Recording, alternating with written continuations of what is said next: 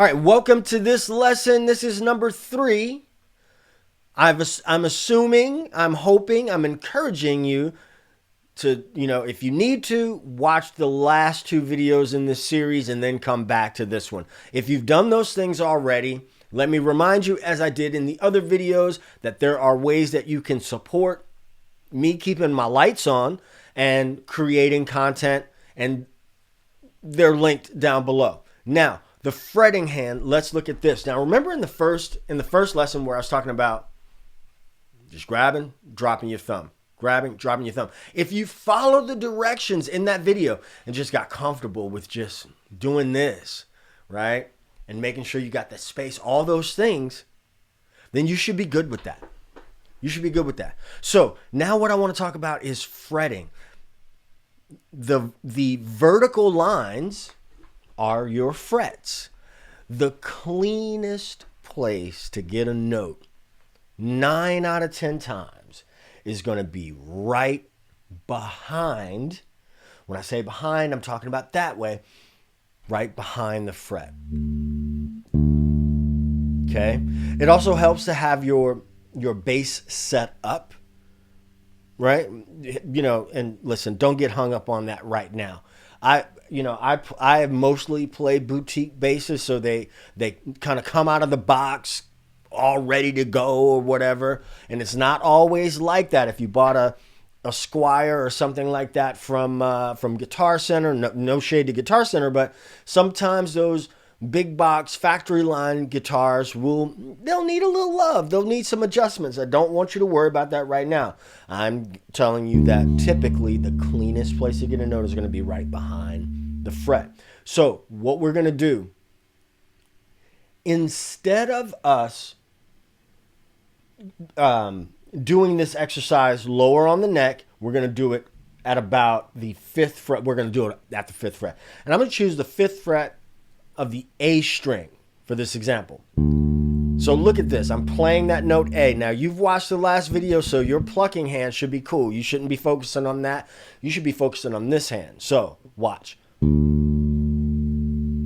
Now I'm going to play that next note, which is going to be D sharp or E flat. So far, so good, right? Now when I play that E, you notice what happened? The pressure, I've already released the pressure on these 2 fingers. So now I'm playing the E, but you notice that my hand shifted a little bit. Now I'll play that F. There's 1, 2, 3, 4. Now there are loads of exercises to play that, isolating or isometric exercises for your fretting hand. I don't think you should spend like hours and hours on those. Okay? Real songs are going to wind up teaching you or helping you with your fretting hand. But check this out. That's 1, 2, 3, 4. All I want you to do in this first thing is that 1, 2, 3, 4 without a metronome. There's no need to introduce time right now.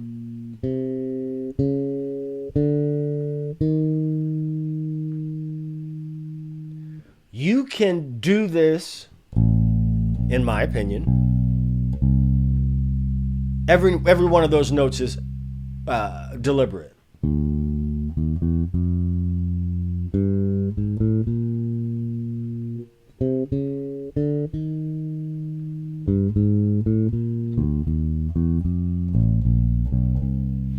What I'm doing is, I'm like I told you to play in the last lesson.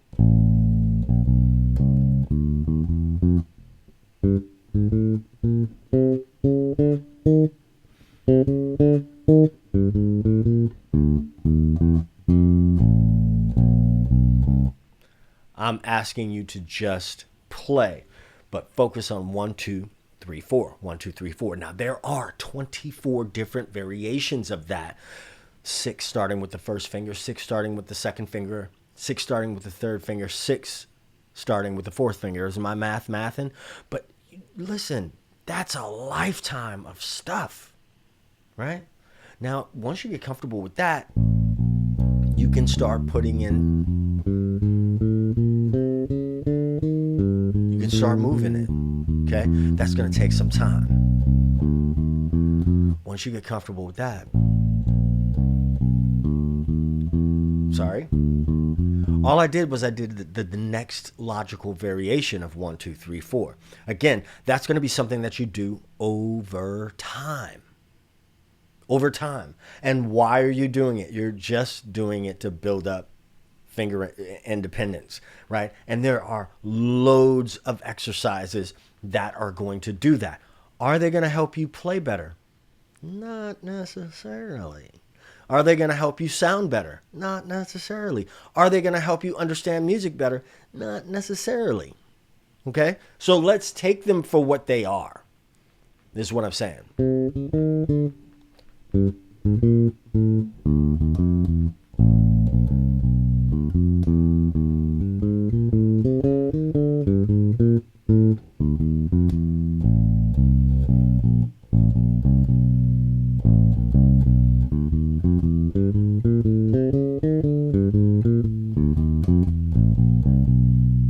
Sure, I goofed a couple of times there, but that ain't the point. The point is I'm playing and using that as a playground.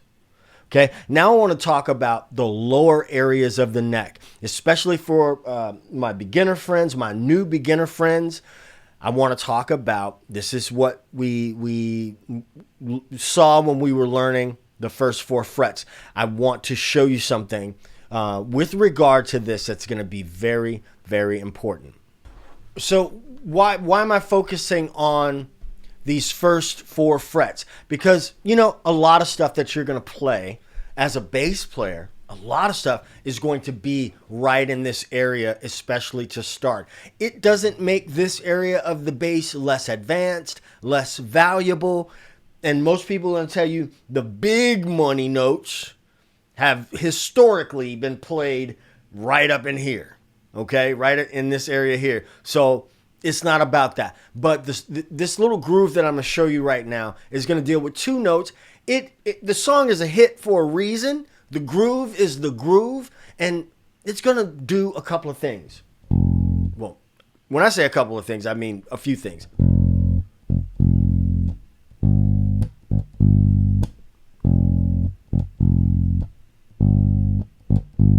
Look at what's happening with my plucking hand, which we covered in the last video.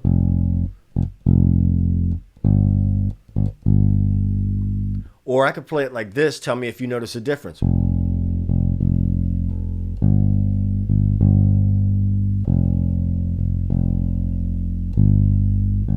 Look at my thumb. My thumb can go anywhere.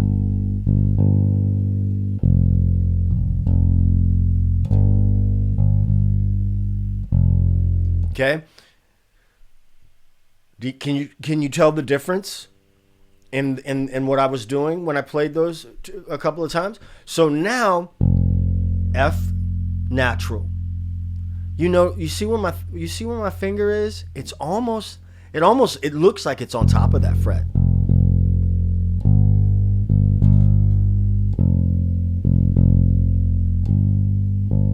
I'm going to play a backing track.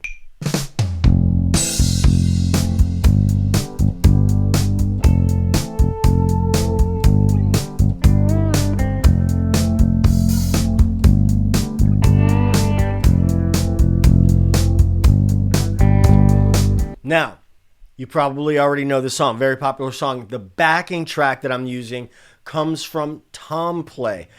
It is linked below. There is an affiliate link below. I think right now they may be running some sort of a sale, but you can get 14 days free when you use my link below. Now, if I play it like this, when I play the F, I'm just holding. When I play the G, I'm just holding. When I'm playing these long notes, I'm just holding. Now watch this.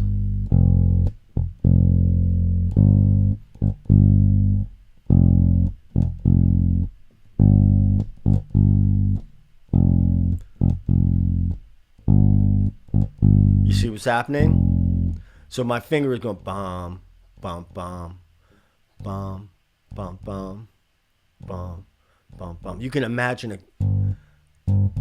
imagine a drummer's kick drum pedal, bop, bop. This is locked in right with the drums. And that's why this is one groove that's so good to teach to beginners, because one, it's a real song. Two, it might as well be a master class in locking in with the drums. You see what I'm saying? Also,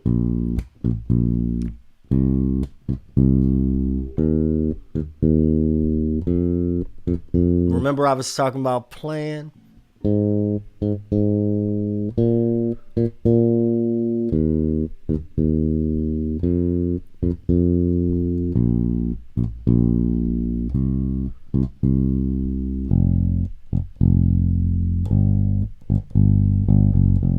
In the first video, we talked about 1, 2, 4, fingering down here lower. So all I'm doing is I'm playing. I'm taking the same concept of these two chords, in this case, F major and G major, okay? And I'm just, they're a whole step apart. So I'm taking the concept of one note and a note a whole step above it is what I mean.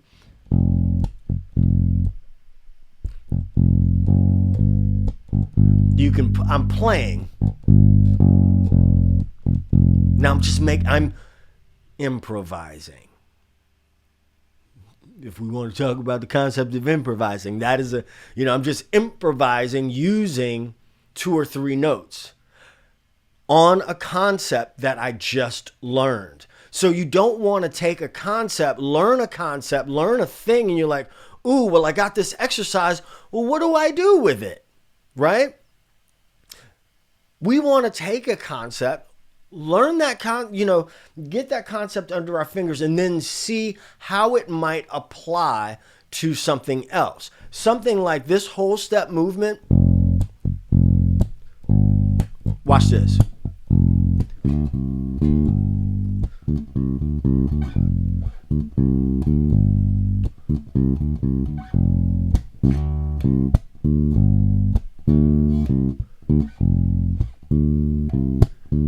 For y'all who are familiar with ballroom music, and I said barroom, not ballroom. For those of you who are familiar with that,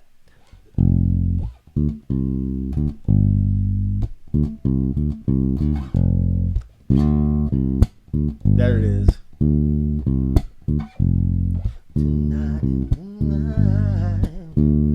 That made me a woman. You see what I'm saying? And really, tonight is the night that you made me a woman. You said you'd be gentle with me, and I hope you will. Well, it was just my imagination once again, running away with me.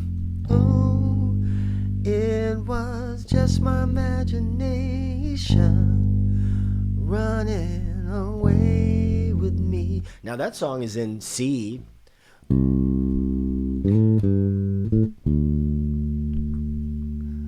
was just my imagination once again running away with me. It was just my imagination running away with me. I'm just playing.